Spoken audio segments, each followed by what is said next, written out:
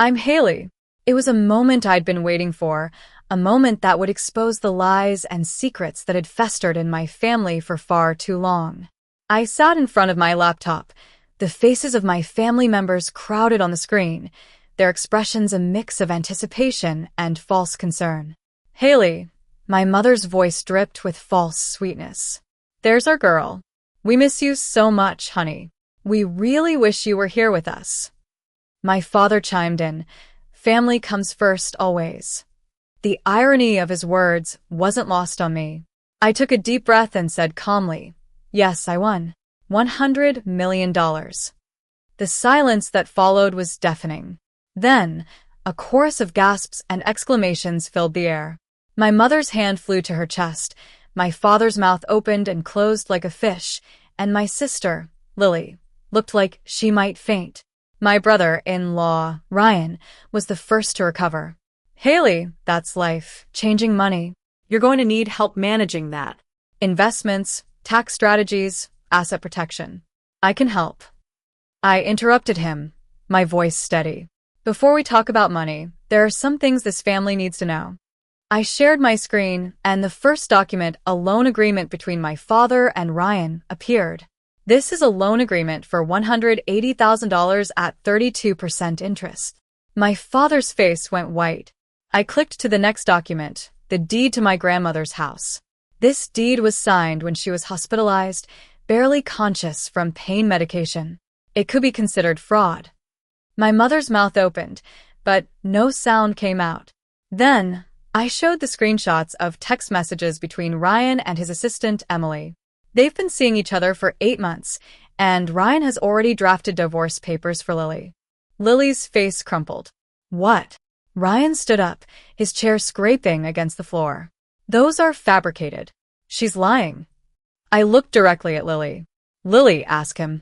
Lily turned to Ryan, her voice barely a whisper. Ryan. He didn't answer. He grabbed his phone and walked out of frame. My mother started crying, and my father just sat there, stunned. I said quietly, I'm using my money to pay off the loan and clear the lien on Grandma's house. The deed will be transferred back to her, and none of you will have any claim to it. My father pleaded, we're family. I kept my voice level. Family doesn't steal from 90-year-old women. As I ended the call, chaos erupted on the screen. I was left alone in my apartment, the fading sunset through the window, the only companion. I'd thought I'd feel triumph, but instead, I felt hollow and tired. Let me take you back to how it all began. I come from a family where appearances were everything. My parents, Robert and Elizabeth, were all about status and keeping up a perfect facade. They owned a chain of high-end boutiques, and they always wanted to show off their success. Lily was the golden child.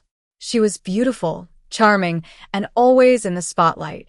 I, on the other hand, was the quiet one, the one who loved plants and designed green spaces for corporate buildings. 2 months ago, on Thanksgiving night, the house was filled with relatives. I arrived at exactly 5 o'clock, carrying a homemade autumn salad and a bouquet of sunflowers I'd grown myself. I'd spent months nurturing them. My mother opened the door. Oh, Haley, still playing with plants, I see. Behind her, I heard Lily's squeal. Mom rushed past me, arms outstretched. There's my girl. Oh, that dress is stunning. Is it new? I stood in the doorway, holding my flowers, watching my mother embrace Lily like they hadn't seen each other in years. It had only been a week.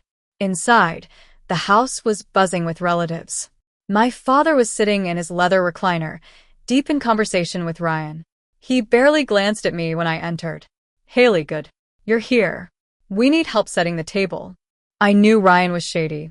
He always talked about his real estate consulting business, but there was something off about him. I just didn't have any proof. Aunt Carol caught my eye across the room. She gave me a small, sad smile. Later, as I was arranging napkins in the dining room, my mother introduced me to a distant cousin. This is Haley, my younger daughter. She does gardening. I think something with plants. I corrected her. I design green spaces for corporate buildings. She waved her hand. Same thing, dear. I kept folding napkins.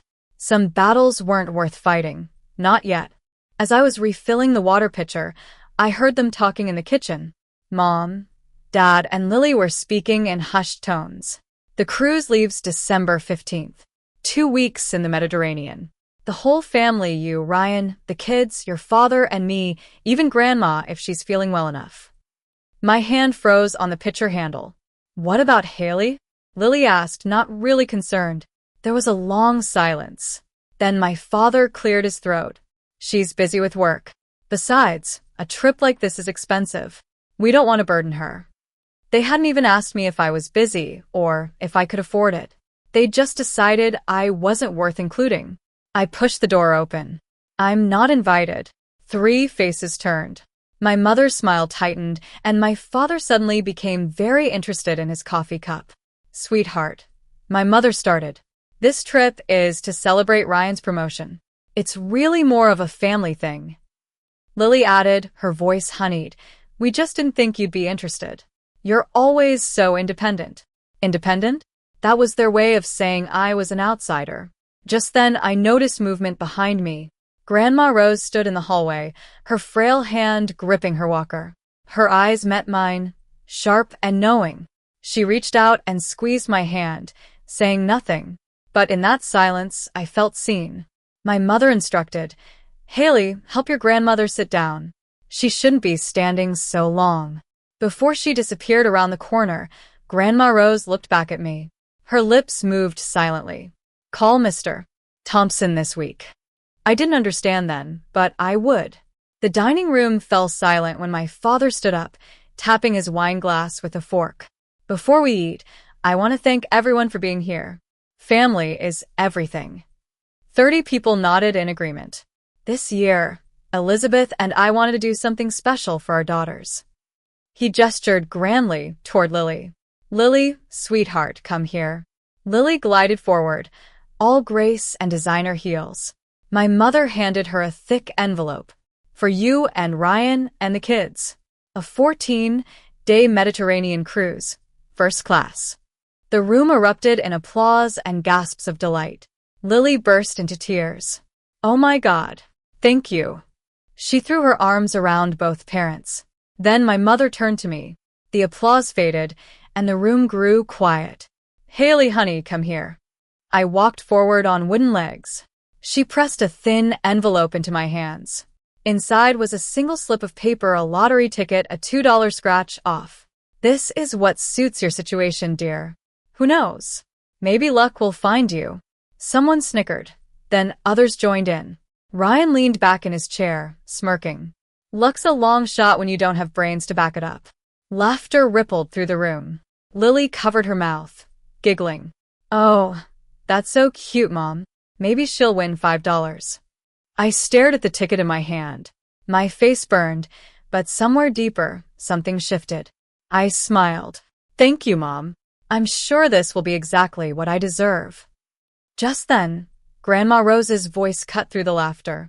Robert, Elizabeth, this is not right. You cannot treat Haley this way. Not in front of everyone. Not ever. The silence that followed was heavy and uncomfortable.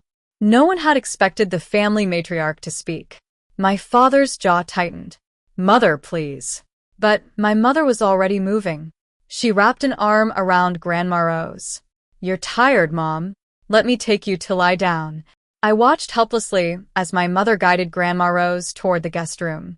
Grandma Rose looked back at me over her shoulder, nodded once, and then her gaze shifted slightly toward her old leather handbag on the armchair by the window. I excused myself to the bathroom, locked the door, and stared at my reflection. The lottery ticket was still crumpled in my fist. $2. That's what they thought I was worth. It was nearly midnight when I started cleaning up alone as usual. Most guests had left. Lily and Ryan had retreated to the living room to plan their cruise wardrobe. My parents were seeing off the last relatives.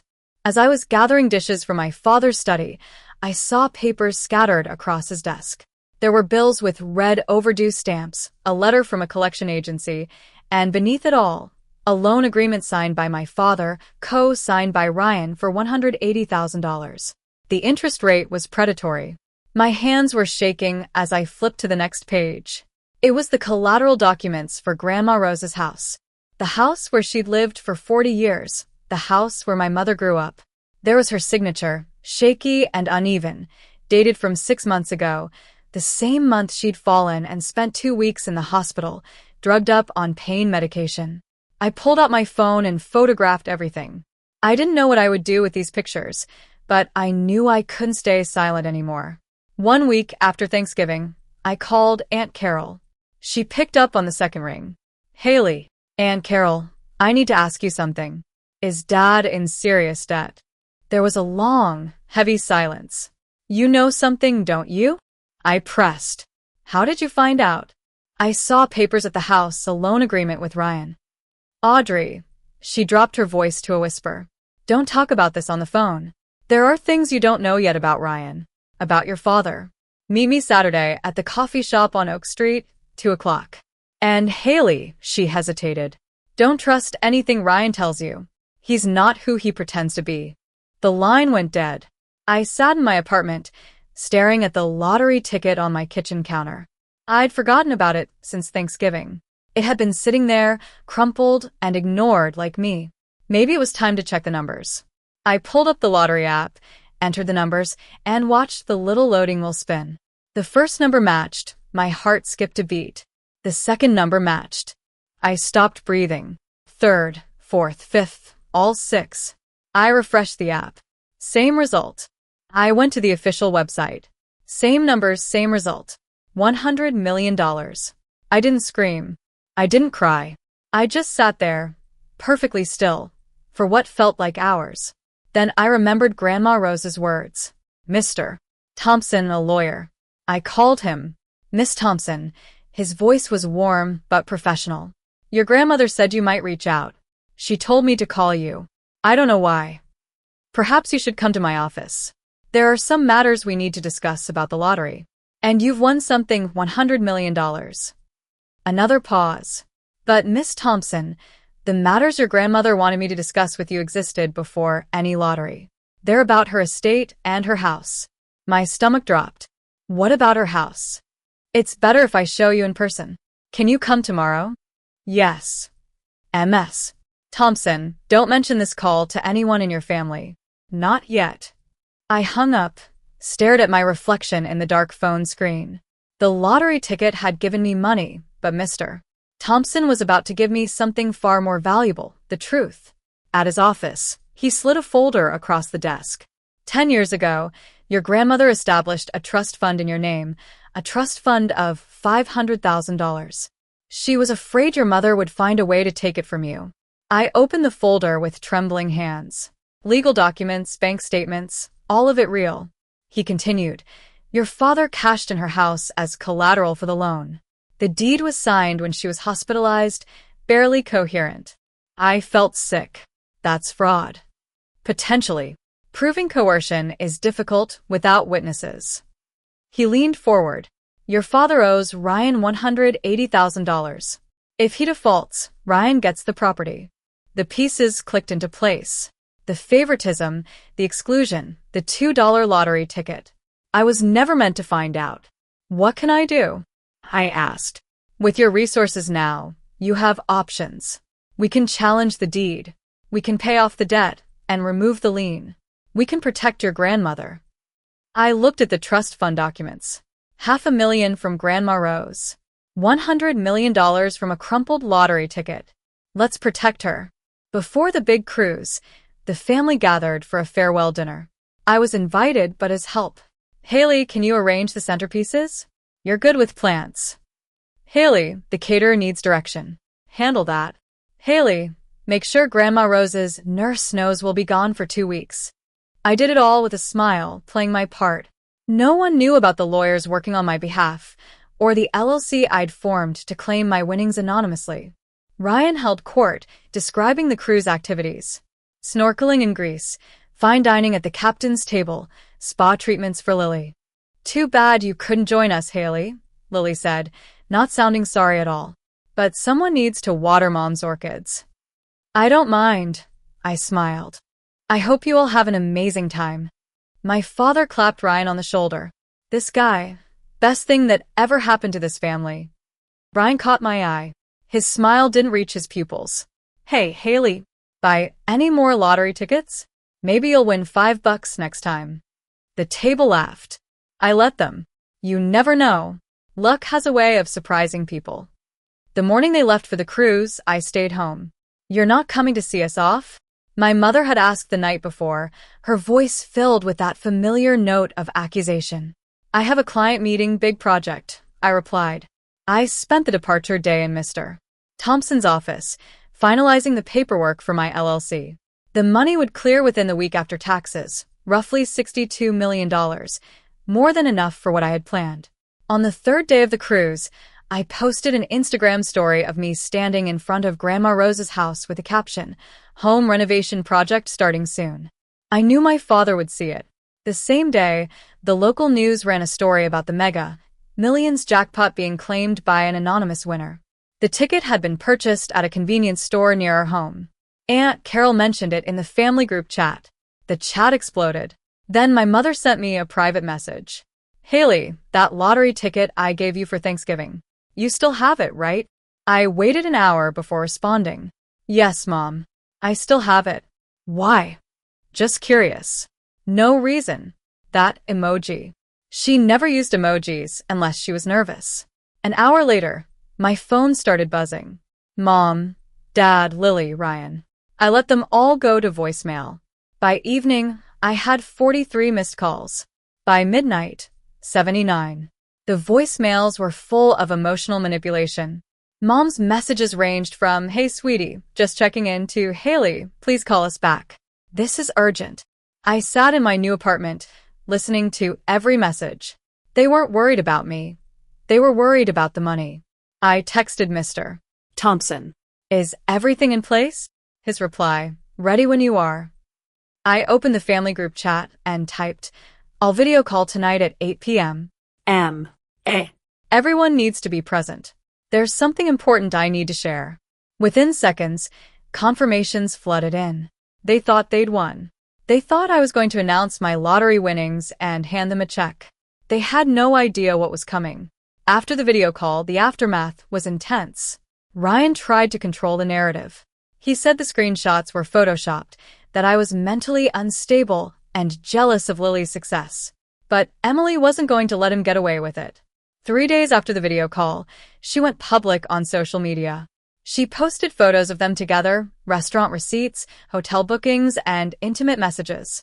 She declared, Ryan is a liar and a fraud. Lily filed for divorce before the cruise ship docked. Within a week, 2 of Ryan's business associates came forward to the state attorney general's office with complaints about his predatory lending practices. My father declared bankruptcy the following month. Their car dealership business, which they'd owned for 25 years, was gone. My mother called me 3 weeks after the video call. Haley, you've ruined us. I replied calmly, I didn't ruin anything. I told the truth. She laughed bitterly. Everyone knows now. Everyone, the neighbors, the church, my book club. I said quietly, I'm not blocking your number. If you ever want to have a real conversation, one where you acknowledge what you did, not just what you lost, I'll be here. She hung up. It was the last time we spoke for 6 months. My sister, Lily, sent me a handwritten letter 3 months after the cruise. Dear Haley, I'm sorry. I knew Marcus had problems, but I ignored.